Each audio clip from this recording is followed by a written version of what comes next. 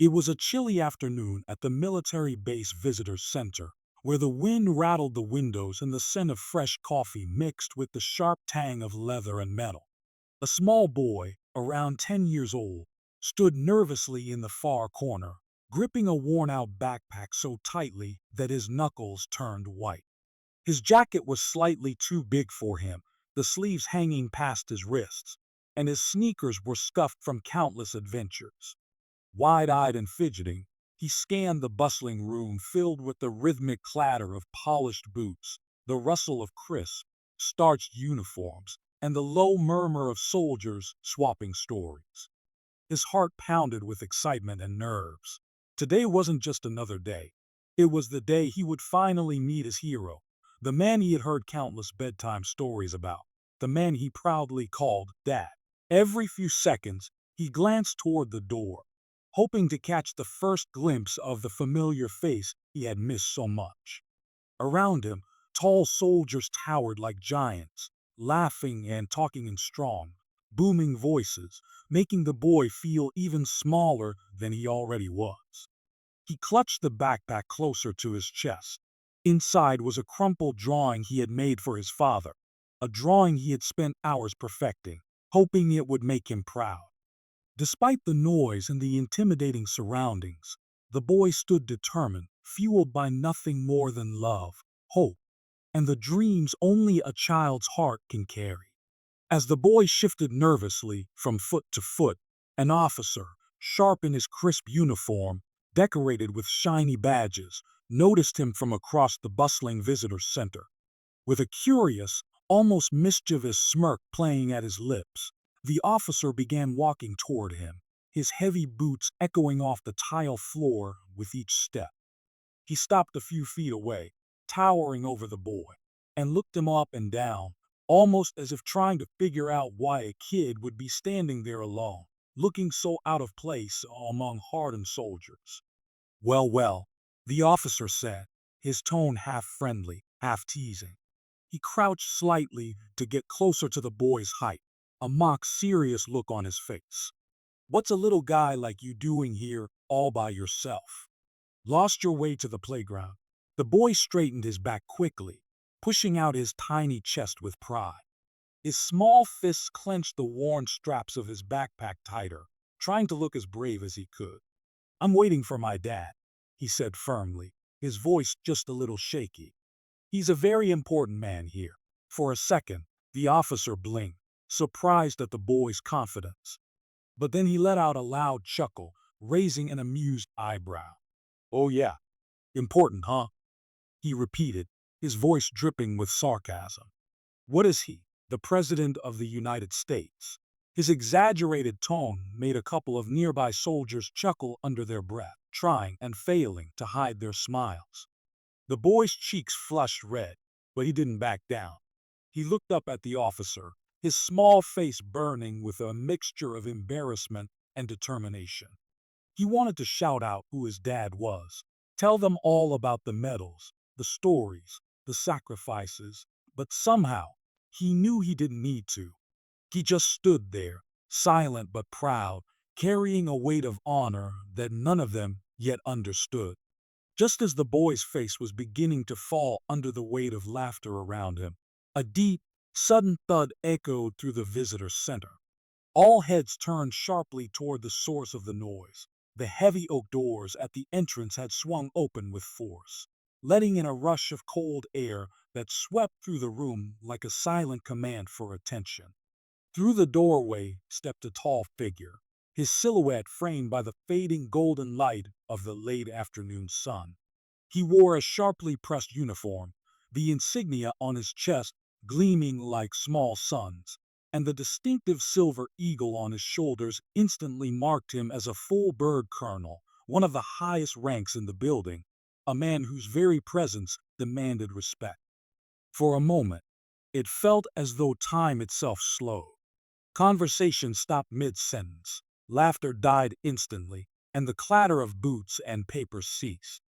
Soldiers who had been lounging or joking straightened up with trained reflexes, standing taller, fixing their postures, smoothing down their uniforms. Even the officer who had been mocking the boy shifted uncomfortably, instinctively adjusting his stance to something more formal. The colonel's sharp eyes scanned the room, assessing it with the precision of a man who had seen battlefields far worse than this polished center. But instead of heading towards the officers' lounge or the administrative offices, where most expected him to go, he set his sights directly on one small, lonely figure standing in the corner. And then, without a word, he began walking straight toward the boy. The colonel's sharp, calculating eyes swept across the room, barely pausing as he took in the sea of familiar uniforms and rigid postures. But then, they landed on the boy, and the moment he saw him, something in the colonel's stern face softened, the way a soldier's expression only softens for something truly sacred. Without even a flicker of hesitation, the colonel changed his course. The sound of his polished boots echoed powerfully across the suddenly silent room as he marched, not toward the officers, not toward the command desk, but directly toward the small boy who still stood clutching his backpack, confused and wide-eyed. Every soldier in the room held their breath. The mocking officer's smirk had long since vanished, replaced by an expression of confusion and growing dread. And then, before anyone could truly process what was happening, the colonel came to a sharp halt in front of the boy. He clicked his heels together crisply, a gesture so formal it was usually reserved only for the highest of honors, and with a swift, practiced motion, he brought his hand up in a perfect salute. A salute directed not at a superior officer, not at a flag, but at the boy. The boy's eyes widened in disbelief, almost not daring to believe what was happening. The colonel's voice, when he finally spoke, was warm, steady, and filled with a respect that carried more weight than any medal. "Good to see you, young man," he said, bending slightly to meet the boy's eyes. "Your father, your father saved my life. It's an honor to meet his son today." The words hung heavy in the air, sinking into the hearts of every soldier in the room.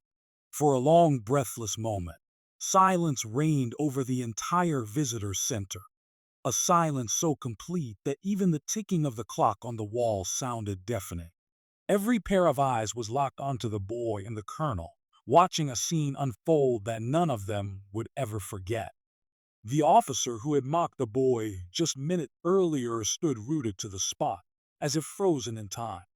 The color drained from his face, his confident smirk long gone, replaced by an expression of deep, burning shame.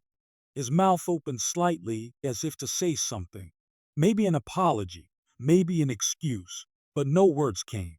He could only lower his gaze, realizing the depth of his mistake. In a room full of warriors and heroes, he had failed to recognize the greatest honor of all, the silent strength of sacrifice carried by a soldier's family. Meanwhile, the boy, still small, still clutching his backpack, stood a little taller.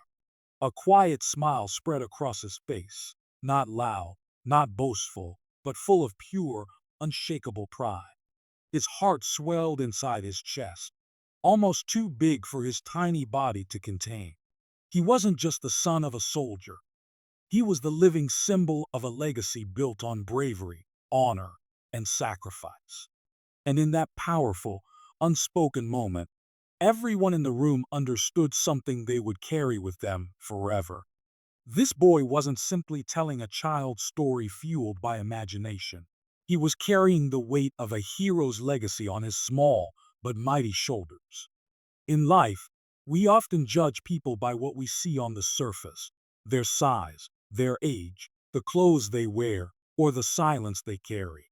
We forget that behind even the smallest figures can lie the greatest stories, the heaviest burdens, and the most powerful legacies. The boy at the military base wasn't just another child waiting for a parent. He was a living reminder of courage passed down from one generation to the next. His father's heroism wasn't stitched into flashy medals or shouted from rooftops. It lived quietly, fiercely, within the heart of his son.